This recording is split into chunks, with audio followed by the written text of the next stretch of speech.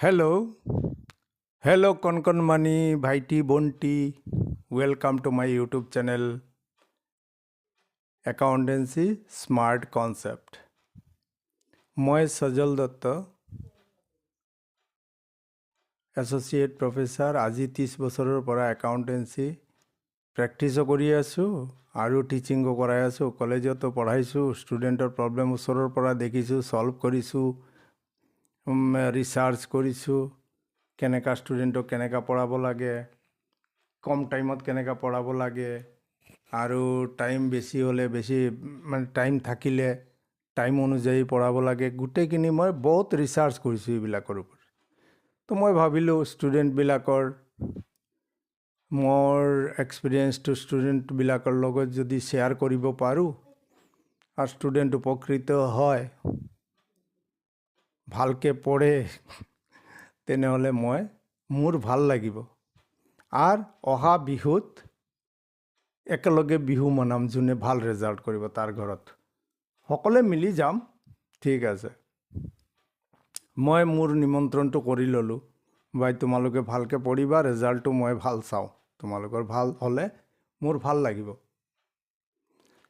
মোৰ এক্সপিৰিয়েঞ্চটো যদি কোনোবাৰ কামত লাগে তেনেহ'লে মই ভাবিম মোক ধন্য বুলি মনে কৰিম। ঠিক আছে, আচ্ছা, এতিয়া আমি আজি কেছবুক ষ্টাৰ্ট কৰিম। কেছবুক ৰিলেটেড কিছুমান জাৰ্নাল এণ্ট্ৰি মই দিছোঁ।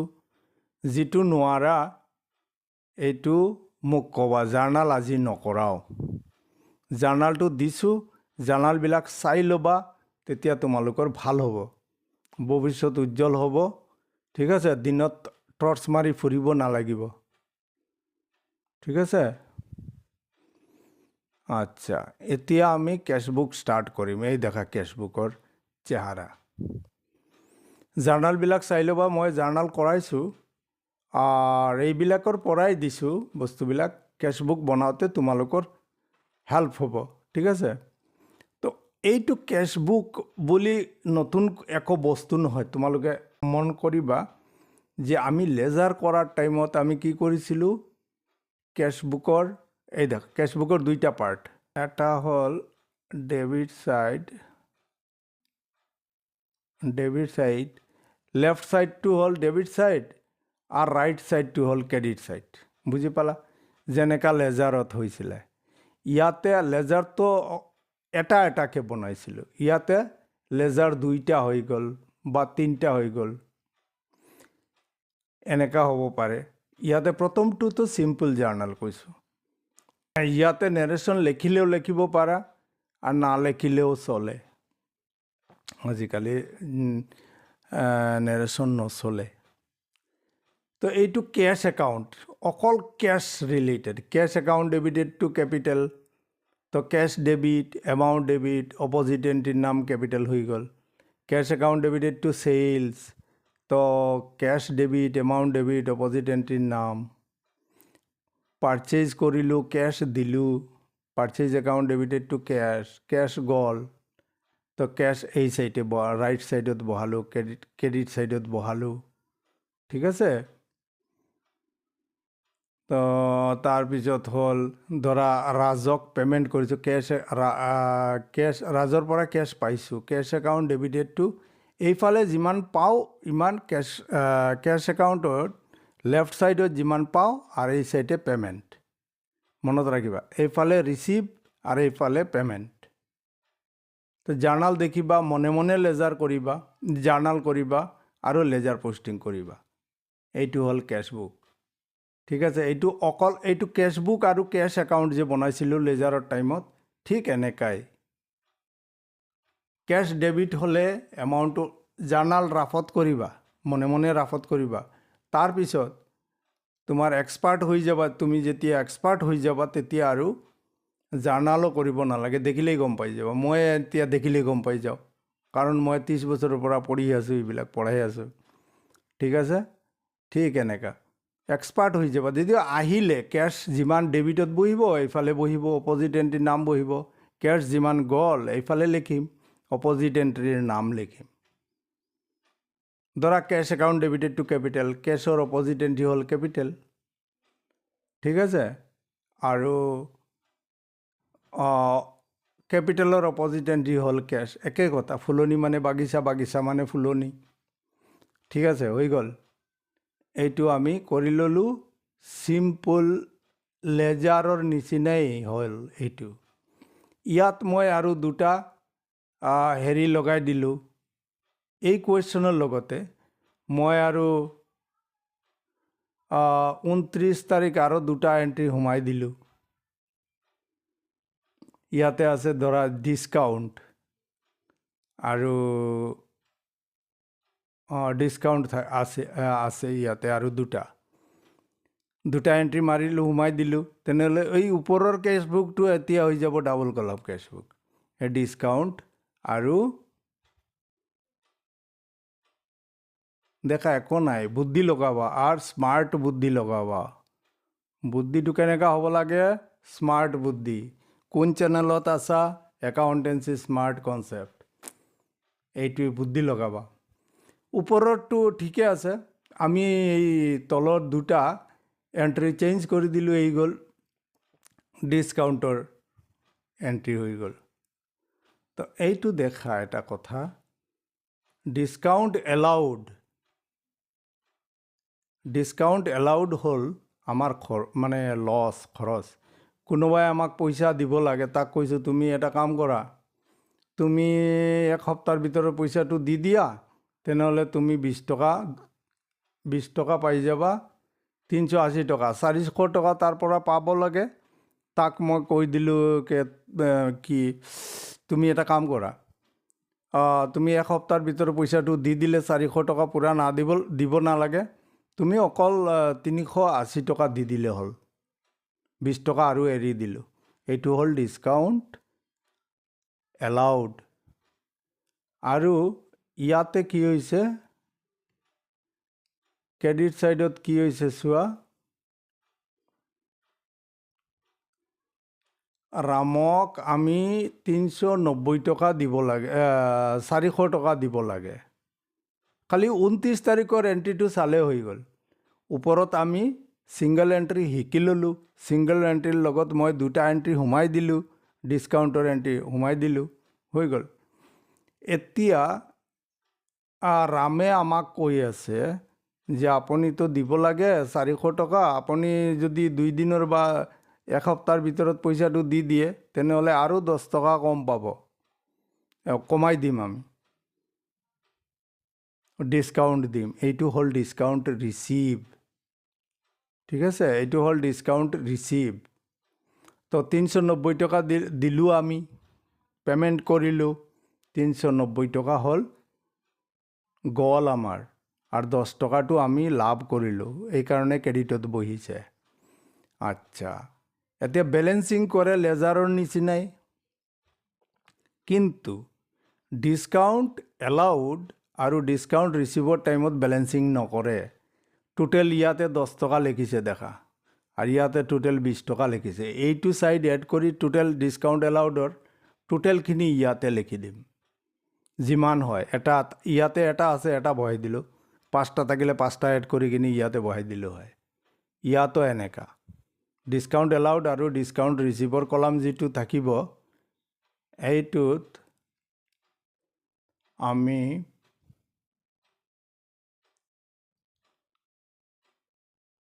ঠিক আছে, ডিছকাউণ্ট এলাউড আৰু ডিছকাউণ্ট ৰিচিভৰ কলামৰ ডিছকাউণ্ট ডেবিটত আছে, আৰু ডিছকাউণ্ট ৰিচিভ ইয়াতে ভাউচাৰ নম্বৰ নহয়, এইটো হ'ব ডিছকাউণ্ট ৰিচিভ।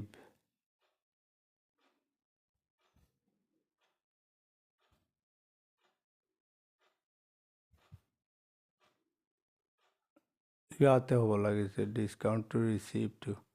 ঠিক আছে, ইয়াতে নহয়, এইটো লেজাৰ ফলিঅ'ৰ পিছত লিখিব লাগে এই কলামটো। ঠিক আছে, এই কলামটো ইয়াতে ঠিকে লিখিছে। লেজাৰ ফলিঅ'ৰ পিছত এইটো ডিছকাউণ্ট ৰিচিভটো হ'ব লাগিছিল। ৰ'বা,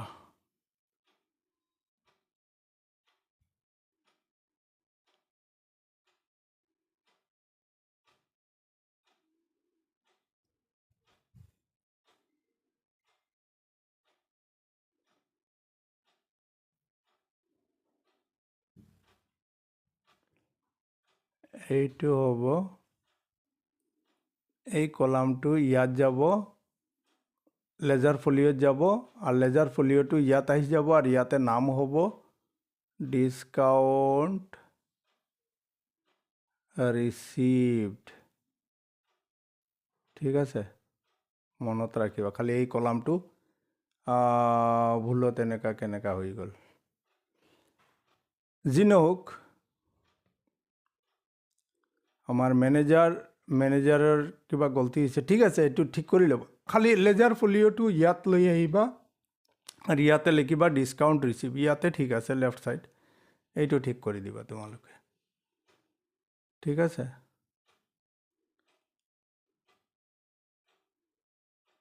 আচ্ছা, ইয়াতে দেখা ট্ৰিপুল কলাম আহি গ'ল। ঠিক আছে, প্ৰথম দুটা কলম 29 তাৰিখটো ঠিক আছে, 29 তাৰিখলৈকে আগৰ নিচিনাই হ'ল। এতিয়া মই এটা চাম দি কিনি ইমানলৈকে আমি কৰি লৈছোঁ, ইয়ালৈকে আমি কৰি লৈছোঁ। ঠিক আছে, এতিয়া আমি আৰু দুটা বেংকিং ট্ৰেনজেকশ্যন আৰু তিনিটা সোমাই দিলোঁ, আৰু কমিশ্যন ৰিচিভ এটা সোমাই দিলোঁ। তো এইটো চাৰিটা এণ্ট্ৰি আৰু সোমাই দিলোঁ। এইটো হৈ গ'ল এতিয়া ট্ৰিপুল কলাম কেছবুক। ঠিক আছে, আচ্ছা, এতিয়া মনত ৰাখিবা এটা কথা, আমাৰ বিজনেছত যদি অকল কেছৰ ট্ৰেনজেকশ্যন হয় তেনেহ'লে কেছ লিখিম। আমাৰ বিজনেছত ডিছকাউণ্টৰ একো হেৰি নাই, কোনো ডিছকাউণ্ট নিদিওঁ আৰু ডিছকাউণ্ট নাপাওঁ, তেনেহ'লে অকল কেছ একাউণ্ট বনালে চলে। যেতিয়া ডিছকাউণ্ট আহি গ'ল, ডিছকাউণ্টৰো প্ৰব্লেম আছে কেছৰ লগত, তেনেহ'লে কেছ একাউণ্ট এটা আৰু ডিছকাউণ্ট এটা লিখি দিলোঁ। যেতিয়া দেখিলোঁ বেংকৰো ট্ৰেনজেকশ্যন আছে এই বিজনেছত, তেতিয়া চাৰ্টাৰ্ড একাউণ্টেণ্টে একাউণ্টিং পলিচি বনাব এনেকা কি ভাই আপোনালোকে তো ট্ৰিপুল কলাম কেছবুক বনাব লাগিব, কেছো আছে, ডিছকাউণ্টো আছে, বেংকো আছে। তো যি বিজনেছৰ একাউণ্ট কৰি আছোঁ সেই বিজনেছৰ ৰিকুৱাৰমেণ্ট অনুযায়ী আমি কেছবুক বনাওঁ ডাবল কলাম। অকল যদি বেংক আৰু কেছৰ থাকে, ডিছকাউণ্ট নাথাকে, তেনেহ'লে ডাবল কলাম হ'ব। ঠিক আছে, এতিয়া আমি গম পালোঁ যে কেনেকুৱা হয় কি বস্তু। এতিয়া আৰু চাৰিটা এণ্ট্ৰি সোমাই দিলোঁ, চাৰিটা ট্ৰেনজেকশ্যন। এতিয়া হৈ গ'ল এইটো ট্ৰিপুল কলাম। কেনেকুৱা বনায় ট্ৰিপুল কলাম এইটো মই বুজাই আছোঁ এতিয়া। 29 নম্বৰলৈকেতো বুজি পাইছা? ঠিক আছে, এতিয়া দেখা এই বেংক কলাম এটা আহি গ'ল। বেংকৰ এইফালে প্লাছ হয়, মনত ৰাখিবা। বেংকৰ আৰু কেছ আহিলে এইটো প্লাছ হ'ল, এইটো প্লাছ হ'ল, এইটো এইফালে মাইনাছ হ'ব। বেংকৰ বা কেছৰ এইফালে মাইনাছ হ'ব। এই দেখা, এইটো কেছৰ মাইনাছ হ'ব,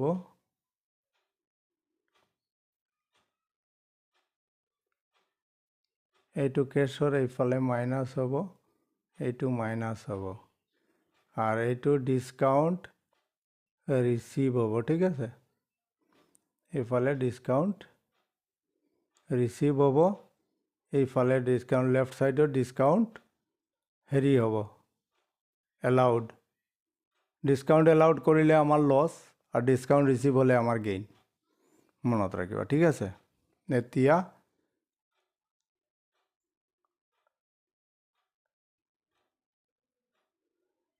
দেখা এটা বস্তু, ইয়াতে বেংকৰ যেতিয়া আহিব ডিপজিটেড ৰবি চেক ইনটু বেংক, কাৰণ ৰবি ইয়াতে এটা কোনোবাৰ পৰা আমি চেক পালোঁ। আগত কোৱা নাই কথাটো, এতিয়া কৈ আছোঁ। আগত নাছিলে এনেকুৱা প্ৰব্লেম, এতিয়া প্ৰব্লেমটো আহিলে। কোনোবাৰ পৰা চেক পালোঁ, কোনোবাৰ পৰা চেক পালোঁ। ঠিক আছে, কোনোবাৰ পৰা এটা চেক পালোঁ, receive from Rabi by cheque পালোঁ, আৰু ডিছকাউণ্ট হ'ল। এইটো আমি লিখিম 29 তাৰিখ দেখা, এইটো পালোঁ 29 তাৰিখ, 29 তাৰিখ এটা চেক পালোঁ আৰু এইটো জমা হ'ল 30 তাৰিখ। এটা চেক পোৱাৰ পিছত আমি চাব লাগে সেই চেকটো লগে লগে জমা হৈছে নেকি না বেলেগ ডেটত জমা হৈছে। যদি ছেইম ডেটত পালোঁ আৰু ছেইম ডেটত বেংকত জমা কৰি দিওঁ তেনেহ'লে এইটো হৈ যাব বেংক একাউণ্ট ডেবিটেড না কেছ একাউণ্ট ডেবিটেড টু যাৰ পৰা পাইছোঁ তাৰ নাম ৰবি। 29 তাৰিখ লিখি দিম cash account debited discount allowed account debited to Rabi. ঠিক আছে, আৰু যি ডেটত জমা কৰিম সেই ডেটত চেকটোক কেছ বুলি জমা কৰি দিম, bank account debited to cash. ঠিক আছে, 29 তাৰিখ পালোঁ আৰু 30 তাৰিখ জমা কৰি দিলোঁ। 29 তাৰিখ আমি লিখিম কেছ বুলি ৰিচিভ কৰিলোঁ, কেছ চেকটোক আমি কেছ বুলি ৰিচিভ কৰিলোঁ, cash account debited to Rabi, cash account debited discount allowed account debited to Rabi. ঠিক আছে, 50 টকা আমাৰ লছ হ'ল, ডিছকাউণ্ট এলাউড হ'ল। আৰু ডিপজিট কৰিলোঁ আমি বেংকত, এইটো bank account debited to cash. এতিয়া দেখা ডিফাৰেণ্ট বোৰ্ডে ডিফাৰেণ্ট টাইপত লেখে। এতিয়া আমি চেকটো 29 তাৰিখ চেকটো কেছ বুলি ৰিচিভ কৰিলোঁ, কিন্তু CBSE ICSE এইবিলাক বোৰ্ডে কি কৰে কেছ বুলি ৰিচিভ নকৰে, চেক ইন হেণ্ড বুলি ৰিচিভ কৰে। Cheque in hand account debited discount allowed account debited to Rabi লিখিব সি 29 তাৰিখ, আৰু 30 তাৰিখ জমা কৰিব তেতিয়া লিখিব Rabi account bank account debited to cheque in hand. Result একে হয়, কেছ আৰু কেছ কেঞ্চেল কৰি দিলোঁ, কেছ এবাৰ হ'ল ডেবিট একবাৰ হ'ল ক্ৰেডিট, আল্টিমেটলি ৰেজাল্ট হ'ল বেংক একাউণ্ট ডেবিটেড টু রবি। ঠিক আছে, আর চেক ইন হ্যান্ড লিখিলে চেকটুক আমি ক্যাশ বুলি রিসিভ করিলে হল চেকটুক চেক বুলি রিসিভ করিলে আমি cheque in hand account debited discount allowed account debited to Rabi. আৰু ডিপজিট কৰিলোঁ তেতিয়া লিখিম bank account debited to cheque in hand. দুটাৰ ৰেজাল্ট একে আহিব, আল্টিমেটলি চেক ইন হেণ্ড ডেবিটত আছে, চেক ইন হেণ্ড ক্ৰেডিটত আছে, এইটো কাটি দিলে আল্টিমেটলি আহিব bank account debited to Rabi. ঠিক আছে, এই কথা মনত ৰাখিব। এতিয়া ধৰা 31 তাৰিখ গৈ কি হ'ল, ধৰা ৰবিৰ চেকটো ডিজনাৰ হৈ গ'ল, তেতিয়া আমি এইটো নাচাওঁ ছেইম ডেটত পাই ছেইম ডেটত জমা কৰিছে নে এক ডেটত পাই বেলেগ ডেটত জমা কৰিছে। এইটোৰ ওপৰত আৰু ডিটেইলছ ভিডিঅ' আনিম।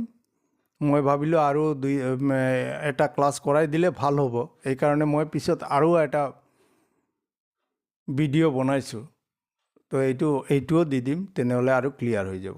এতিয়া চোৱা, এই যে ওপৰত মই এই কথাখিনি কৈছোঁ, লিখিছোঁ, বুজাই দিছোঁ, ভাঙি বুজাই দিছোঁ।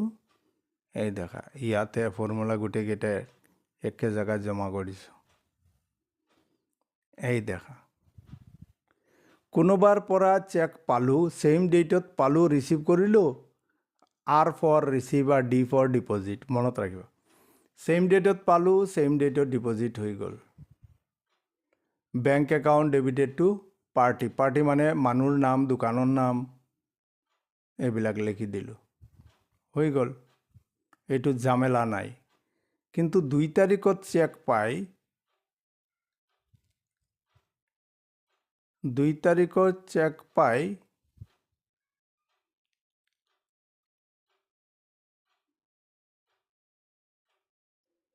2 তাৰিখত চেক পালোঁ,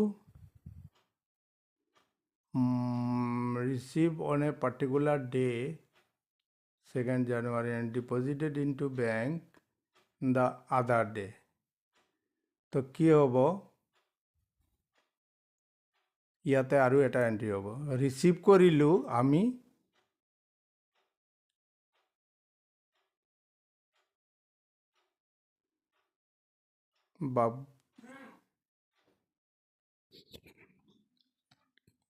চোৱা, আমি যেতিয়া চেক পাওঁ তেতিয়াহে যিমান প্ৰব্লেম, যেতিয়া চেক কোনোবাক দিওঁ তেনেহ'লে একো প্ৰব্লেম নাথাকে। কি কৈছোঁ কোৱাচোন? চেক পালে আমাৰ প্ৰব্লেম হয় আৰু প্ৰব্লেম থাকিব পাৰে, আৰু চেক দিলে একো প্ৰব্লেম নহয়। ধৰা ইয়াত হ'ল চেক পালোঁ, আচ্ছা দেখা, ইয়াতে কি হ'ল, আমি এটা চেক পালোঁ, ছেইম ডেটত ডিপজিট কৰি দিলোঁ।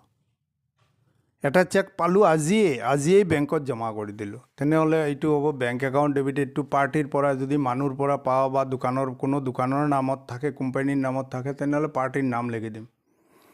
আৰু যদি কজেছ যেনে চেইল কৰি পালোঁ, কোনো ইনকাম পালোঁ, ধৰা কমিশ্যন পালোঁ, কিবা কিবি পালোঁ, তেনেহ'লে bank account debit two commission, bank account debit two interest receipt লিখি দিলোঁ। এইটো হ'ল কজেছ। কাৰণটো কি কাৰণত পাইছোঁ, মানে ছেইম ডেটত হ'লে bank account debit two party হ'ব পাৰে, কাৰণো হ'ব পাৰে। ঠিক আছে, এতিয়া দেখা 2 তাৰিখ পালোঁ আৰু 5 তাৰিখ জমা কৰিলোঁ, তেনেহ'লে দুটা কথা আছে। কোনো বোৰ্ডে কি কৰে, কেছ, আচ্ছা 2 তাৰিখ পালোঁ, 5 তাৰিখ বেংকত জমা কৰিলোঁ। এনেকুৱা হয় কেতিয়াবা সন্ধিয়াত আহি চেকটো দিলে, তেতিয়া বেংক বন্ধ হৈ গৈছে, আজিতো জমা কৰিব নোৱাৰোঁ। কিন্তু আজি লিখি নাৰাখিলে এইটো পিছত গণ্ডগোল লাগি যাব, লগে লগে লিখিলোঁ। তো কি কৰে, যেদিনাৰ চেক পালে সেইদিনাতো বেংকত জমা নহ'ল, তেনেহ'লে আমি cash account debited to party বা কজেছ, যি কাৰণ থাকে কাৰণটো লিখি দিলোঁ। আৰু যি ডেটত জমা কৰিম সেই ডেটত bank account debited to cash বুলি লিখিব পাৰোঁ। কোনো বোৰ্ডত এনেকুৱা লেখে, কেছ বুলি ৰিচিভ কৰিলোঁ, কেছ বুলি বেংকত জমা কৰিলোঁ। আৰু কোনো বোৰ্ড যেনে ধৰা CBSE, ICSE আৰু বহুত বোৰ্ড আছে, এইবিলাকে কি কৰে, cheque in hand account debited, চেকটো যে পালোঁ এই চেকটোক চেক ইন হেণ্ড একাউণ্ট বুলি ৰিচিভ কৰিব, আৰু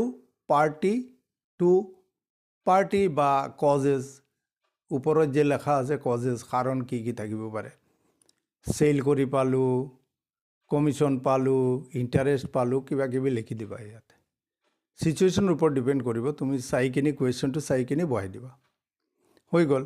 আৰু 5 তাৰিখ লিখিব bank account debited to cheque in hand. এই হৈ গ'ল। যেদিনা হ'ব, দুইটা মেথড আছে, এটা কেছ বুলি পালোঁ, কেছ বুলি জমা কৰিলোঁ বেংকত, আৰু এটা হ'ল চেক বুলি, চেকটোক ৰিচিভ কৰিলোঁ, কাৰণটো লিখি দিলোঁ কি, আৰু যেতিয়া বেংকত জমা কৰিম তেতিয়া লিখি দিম bank account debited to cheque in hand. এই কথাটো মনত ৰাখিবা। এতিয়া ধৰা দুটা চেকেই ডিজনাৰ হৈ গ'ল, ডিজনাৰ মানে যোনে আমাক চেক দিছে তাৰ বেংকত গৈ টকাটো নাপালে, আমাৰ বেংকে কালেকশ্যন কৰিব নোৱাৰিলে, সেইটো হ'ল ডিজনাৰ। এইটো বহুত কাৰণে হয়, ছিগনেচাৰৰ গণ্ডগোল, ধৰা মানুহজনৰ কোৰ্টত কেছ চলি আছে, কোৰ্টে মানা কৰিলে যে তাৰ বেংকৰ পৰা একো পে'মেণ্ট নকৰিব, এইটো কোৰ্টৰ ন'টিছ আহিছে বেংকৰ ওচৰত। তাৰপিছত ধৰা বেংকত টকা নাই, এই মানুহজনৰ টকা নাই ইমানখিনি, তেতিয়া ডিজনাৰ হ'ব পাৰে, আৰু বহুত কাৰণ আছে। আচ্ছা, এই 3টা কাৰণ মই ক'লোঁ, তো ডিজনাৰ হৈ গ'ল। তেতিয়া আৰু আমি এক ডেটত পালোঁ আৰু এক ডেটতেই জমা কৰি দিলোঁ, ছেইম ডেটত জমা কৰি দিলোঁ, এইটো আমি নাচাওঁ।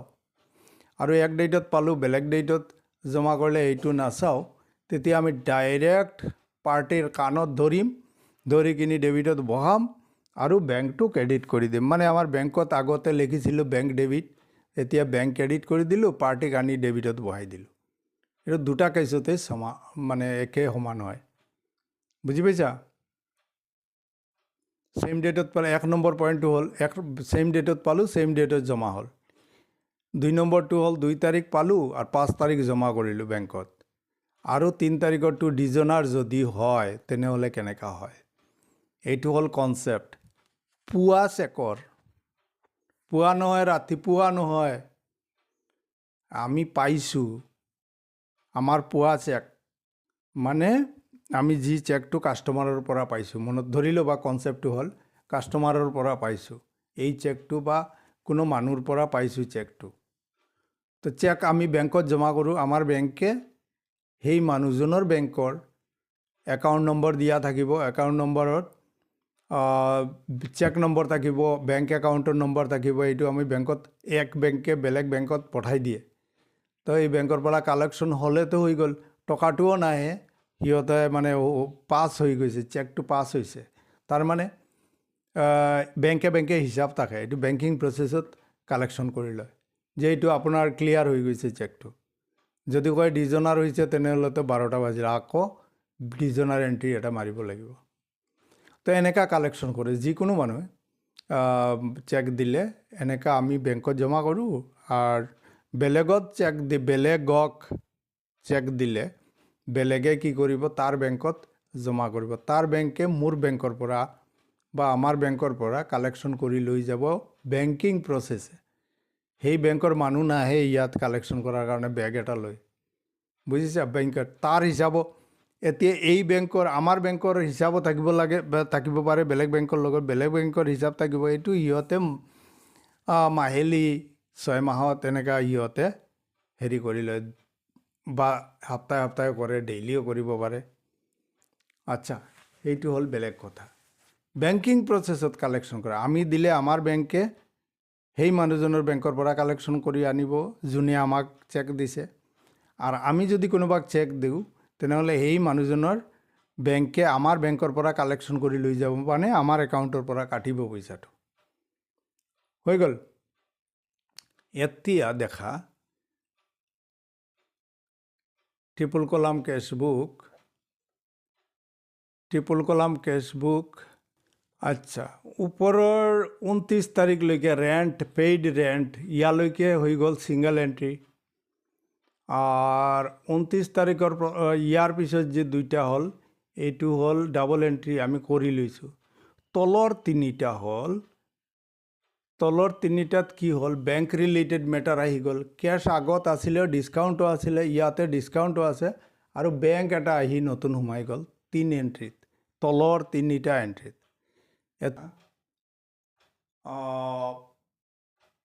পেইড ইনটু বেংক 28 তাৰিখ, ঠিক আছে। ইয়ালৈকে হ'ল ছিংগল এণ্ট্ৰি, পেইড ৰেণ্টলৈকে হ'ল 29 তাৰিখ পেইড ৰেণ্ট। তো ইয়ালৈকে হ'ল ছিংগল এণ্ট্ৰি, প্ৰথম কৰি লৈছোঁ। তাৰপিছত second entry, second double column কৰিছোঁ, তাতেও বহাইছোঁ ছেকেণ্ড চামত। এতিয়া থাৰ্ড চাম কৰি আছোঁ। থাৰ্ড চামত কি কৰি আছোঁ, ইয়াতে দুটা আনি সোমাই দিলে, এটা ডিছকাউণ্ট, এটা সোমাই দিলোঁ কেছৰ লগত, তেনেহ'লে হৈ গ'ল এইটো ডাবল এণ্ট্ৰি। এতিয়া কি কৰিলোঁ, এই চামত ওই তলৰ 3টা আনি সোমাই দিলোঁ, তেতিয়া হৈ গ'ল ট্ৰিপল কলাম কেছবুক। ঠিক আছে। তো আমি চাওঁ এতিয়া ৰবিৰ চেকটো 29 তাৰিখ দিছে আৰু 30 তাৰিখ জমা কৰিলোঁ।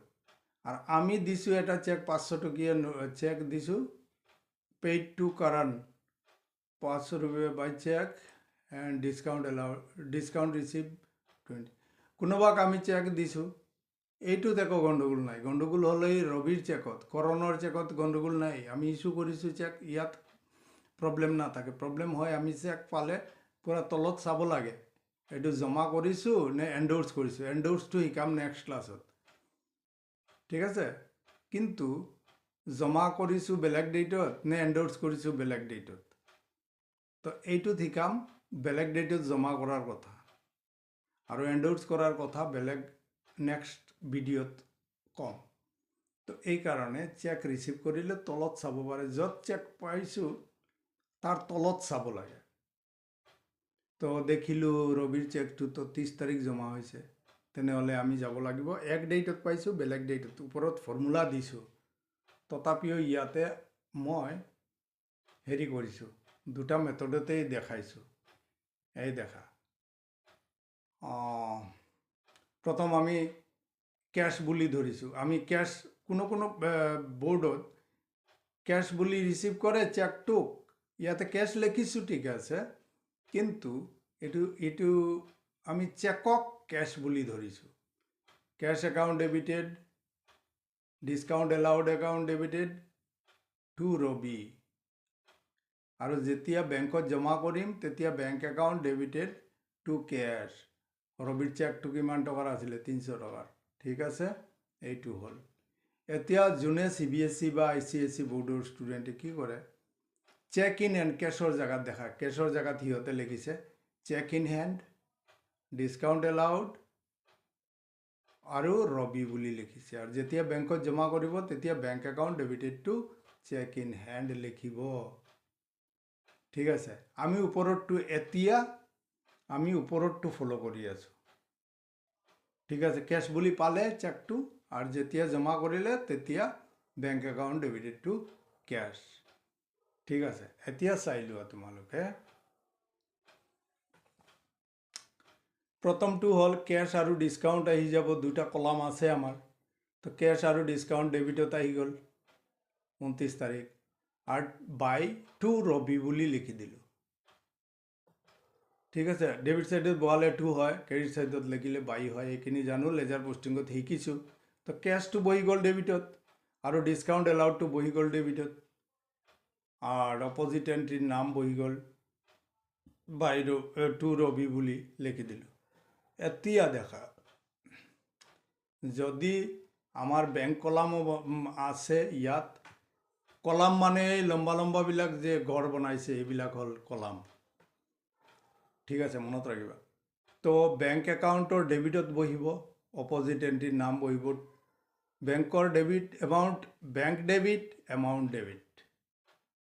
ঠিক আছে, বেংকৰ ডেবিট ছাইডত বহিলে, আৰু অপজিট এণ্ট্ৰিৰ নাম লিখি দিলোঁ টু কেছ, আৰু কেছৰ ক্ৰেডিটত বহিলে আৰু বাই বেংক বুলি লিখিম।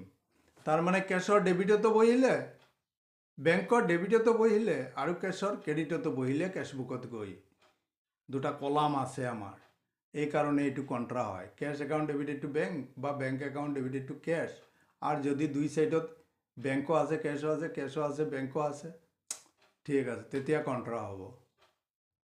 আৰু এই মেথডত কৰিলে কি হ'ব, এইটো বুজি পালা বস্তুটো। এতিয়া এই কলামত দেখা, চেক ইন হেণ্ডৰতো একো কলাম নাই, ডিছকাউণ্ট এলাউড আছে। ঠিক আছে, 50 টকা বহাই দিবা ডেবিটত, ডিছকাউণ্ট এলাউডত, আৰু টু ৰবি বুলি লিখি দিবা। ঠিক আছে, যদি CBSEত পঢ়া কোনো ষ্টুডেণ্ট তেনেহ'লে এইটো ভালকৈ চাবা। তো ইয়াতে অকল 50 টকা বহি গ'ল, কিয় বহিলে? কেছ কলাম নাই, ৰবি কলামো নাই, অকল ডিছকাউণ্টটো যাব। আৰু bank account debited to cheque in hand, বেংকৰ ক্ৰেডিট ছাইডত ডেবিট ছাইডত বহিব টু চেক ইন হেণ্ড কৈ বহিব। ঠিক আছে, মনত ৰাখিব। ইয়াতে কণ্ট্ৰা নহয়, এইটো ছিষ্টেমত এই যে তলত বেংক একাউণ্ট ডেবিটেড, ওপৰৰ ছিষ্টেমত bank account debited to cash হ'ল, এইটো কণ্ট্ৰা হৈ যাব। কিন্তু ইয়াতে কণ্ট্ৰা নহ'ব, দুই ছাইডত কেছ আছে, বেংক আছে, কিন্তু চেক ইন হেণ্ড বুলি একো কলাম নাই, এইকাৰণে নহয়, অকল বেংকত বহিব। বুজি পাইছা? কনফিউশ্যনটো দূৰ কৰি ল'বা, চাই ল'বা, তোমালোকে নিজে বনাই চাই ল'বা। এই চামটো মই কৈ দিলোঁ, কোনটো প্ৰথম বহিব 29 তাৰিখ অকল বহিব 50 টকা টু ৰবি বুলি, আৰু 30 তাৰিখ বহিব বেংকৰ ডেবিটত বহিব টু চেক ইন হেণ্ড বুলি বহিব। বুজি পালা? আৰু কণ্ট্ৰাৰ ঝামেলা নাই ইয়াতে। কিন্তু ওপৰতটো ফ'ল' কৰিলে কণ্ট্ৰা আহিব, দুই ছাইডত বহিব, কেছৰ ডেবিট বহিব, বেংকৰ ডেবিটত বহিব আৰু কেছৰ ক্ৰেডিটত বহিব, কলামত, কেছ কলামৰ ক্ৰেডিট চাইডত বহিব। মনত ৰাখিবা, ইয়াতে দুটা একাউণ্ট আমি একেলগে বনাই আছোঁ। এটা হ'ল কেছৰ, লেজাৰত যেনেকৈ কেছ বেলেগকৈ বনাইছিলোঁ, ঠিক এনেকা কেছৰ ডেবিট চাইড, কেছৰ ক্ৰেডিট চাইড লেজাৰৰ নিচিনা পোষ্টিং কৰিম।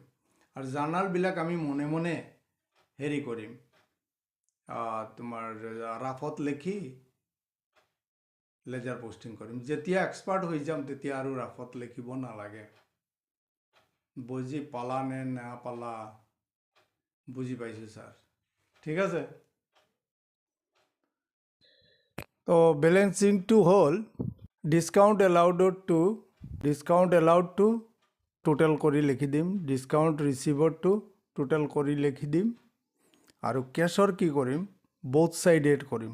ডেবিট চাইড কিমান হ'ল, ক্ৰেডিট চাইড কিমান হ'ল লিখি দিলোঁ। তাৰপিছত ডাঙৰটো ডেবিট হওক আৰু ক্ৰেডিট হওক যিটো হয় ডাঙৰ, এইটো লিখি দিলোঁ দুই ছাইডত।